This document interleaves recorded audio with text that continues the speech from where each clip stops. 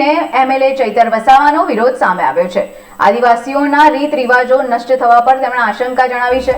દેશભરમાં સમાન civil code લાગુ કરવામાં ગુજરાત બીજું રાજ્ય બનવા જઈ રહ્યું છે। ખાસ સમિતિની રચના કરવામાં આવી છે ત્યારે યુસીસીને લઈને નર્મદા ડેડિયાપાડાના આપના ધારાસભ્ય ચૈતર વસાવાએ નર્મદા જિલ્લા સેવા સદન ખાતે પત્રકાર પરિષદને સંબોધી હતી, જેમાં કહ્યું કે જો યુસીસી લાગુ થશે તો આદિવાસીઓનું રાજકીય અને શૈક્ષણિક આરક્ષણ ખતમ થઈ જશે।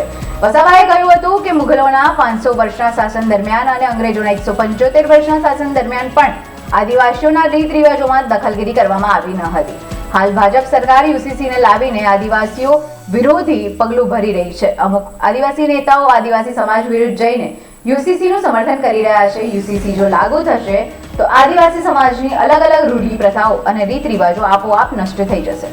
વધુમાં ચૈતર વસાવાએ જણાવ્યું હતું કે આદિવાસીઓનું ભલું ઈચ્છનાર કોઈ પણ આદિવાસી કે માણસ આદિવાસી નેતા યુસીસીના સમર્થનમાં નથી।